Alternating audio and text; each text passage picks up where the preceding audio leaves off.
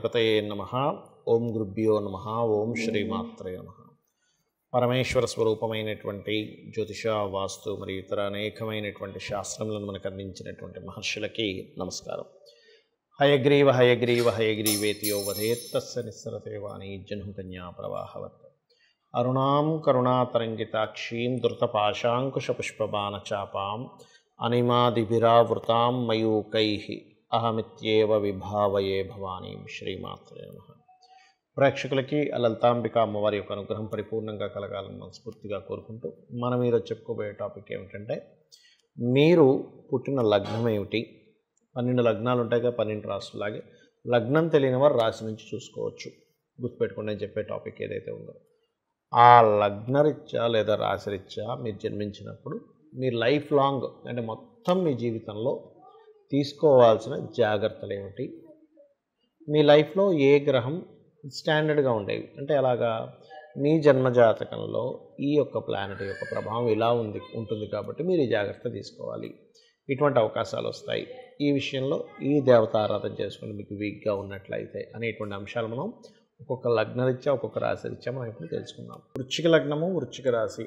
వృశ్చికంతో కనుక చూసుకున్నట్లయితే ప్రత్యేకంగా ఇక్కడ మీకున్నటువంటి స్ట్రెంగ్త్ ఏమిటి?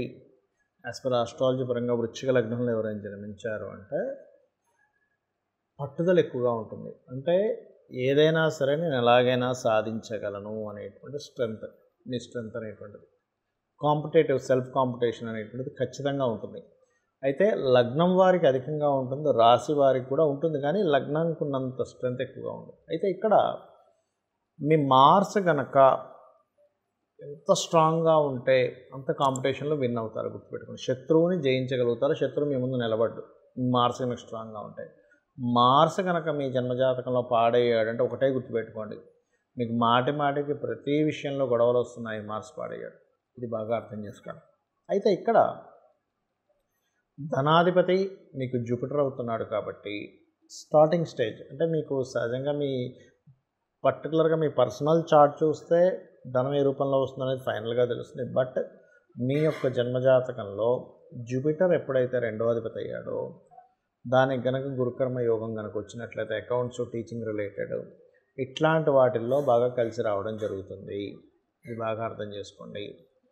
అదేవిధంగా మరొక విషయం ఏంటంటే, ఇక్కడ గమనించుకున్నట్లయితే ఈ 3వ స్థానము, 4వ స్థానము ఆధిపత్యం ఏదైతే ఉందో ఇక్కడ పర్టికులర్గా ఈ కాంబినేషన్ గమనించుకున్నట్లయితే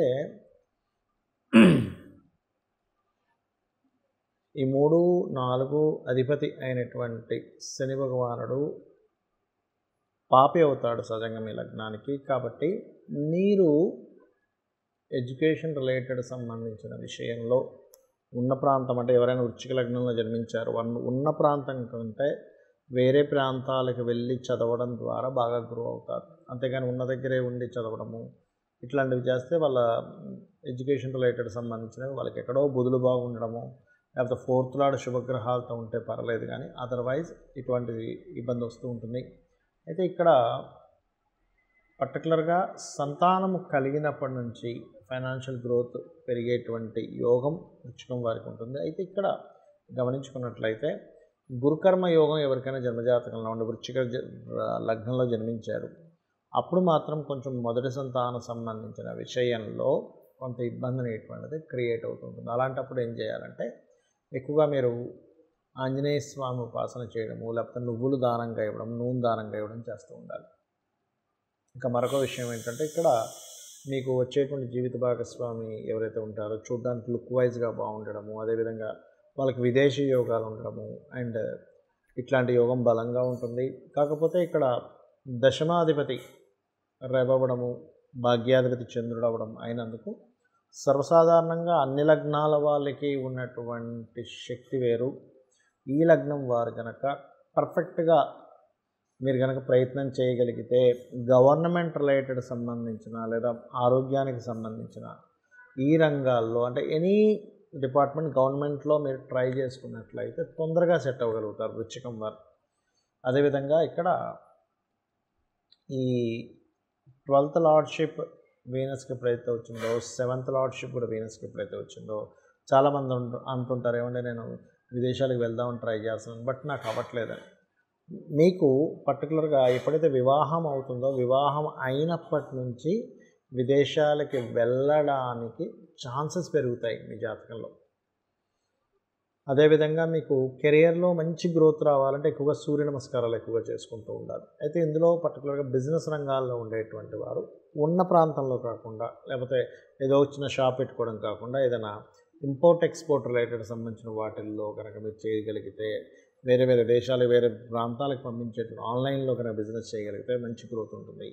ఇక మీరు చేయవలసిన దేవత ఆరాధన ఎక్కువగా దత్తాత్రేయుడిది, దక్షిణామూర్తి యొక్క ఆరాధన చేయండి, అన్ని విధాలా బాగుంటుంది. మనము ఒక్కొక్క ప్లానెట్ స్ట్రెంగ్త్ ఎంత ఉంది దాన్ని బట్టి రెమెడీ చేసుకోవాలని చెప్పాను నేను మీకు. అయితే ఇక్కడ ఒకటే గుర్తుపెట్టుకోండి, జ్యోతిష్శాస్త్రం అనేటువంటి దేనికి ఉంది అంటే మీకు ఒక వెలుగు, మీకు ఒక రూట్ చూపించడానికి మాత్రమే. అంతేగాని నా జీవితం ఇంతే, నా జాతకం ఇంతే, నేను ఇంకెప్పుడు ఇలాగే ఇబ్బంది పడాలని కాదు.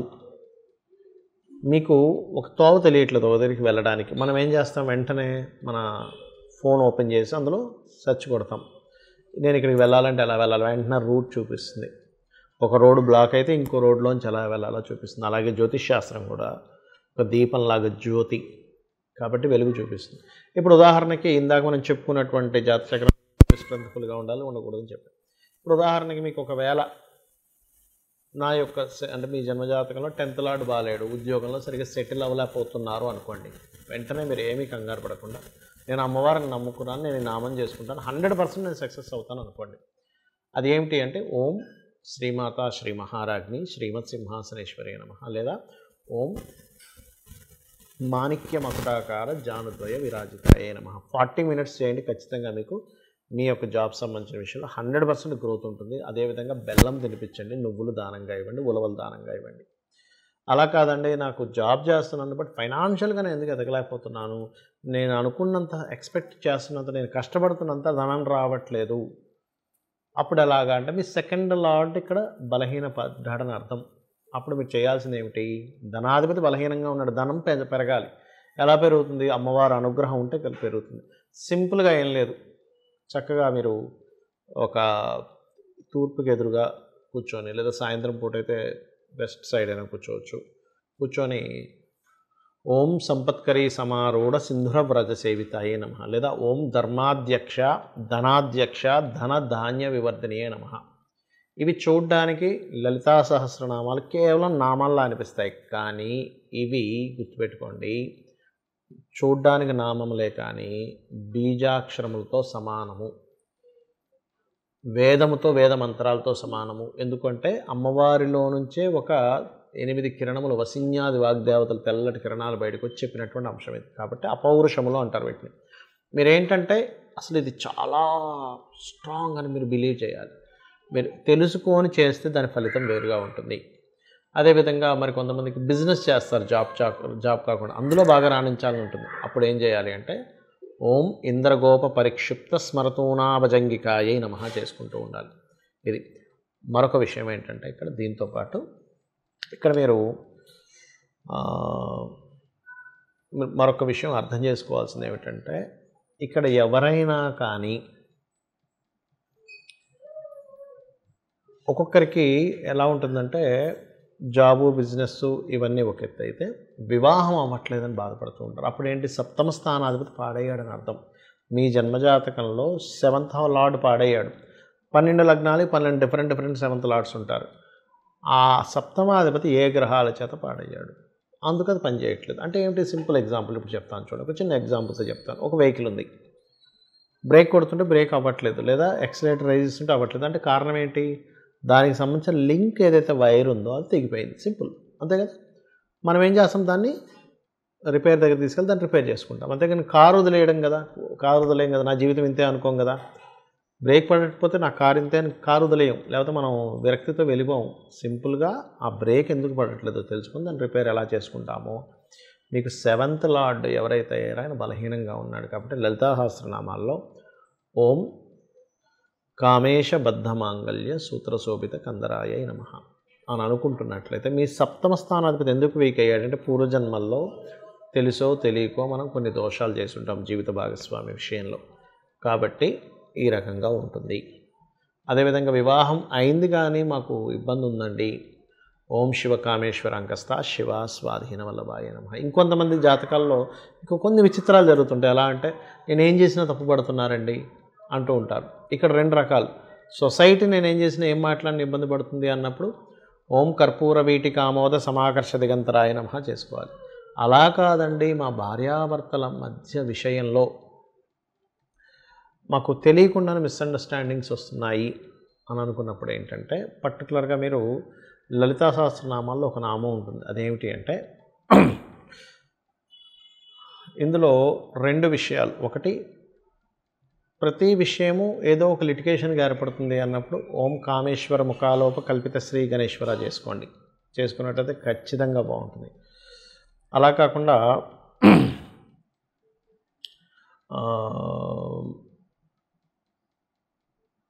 ఒక్కొక్కసారి ఏమవుతుంటుందంటే ఏ పని చేస్తున్నా సరే ఆటంకం కలుగుతుంది అన్నప్పుడు కూడా ఈ నామం చేసుకోవచ్చు. కామేశ్వర ముఖాలోక కల్పిత శ్రీ గణేశ్వర అనేటువంటిది. ఈ రకంగా ఏంటంటే ఒకటి కాదు రెండు కాదు, మనకి జాబ్ కానివ్వండి, కెరియర్ కానివ్వండి, ఫైనాన్స్ కానివ్వండి, లలితా సహస్రనామాల్లో ఒక్కొక్క నామాన్ని మీరు భక్తి శ్రద్ధలతో కనుక చేసినట్లయితే మీ జన్మజాతకంలో ఎటువంటి యోగం ఉన్నా, ఎటువంటి అవయోగం ఉన్నా, యోగం ఉండి అది ఓపెన్ అవ్వట్లేదన్నా మంత్రం చేసుకుంటే ఓపెన్ అవుతుంది. అవయోగం ఉండి దాని ద్వారా ఏదైనా ఇబ్బంది వస్తుందని అనుకున్నా కూడా మీకు ఆ ఇబ్బంది అనేటువంటిది తొలగుతుంది. శ్రీమాత్రే నమః.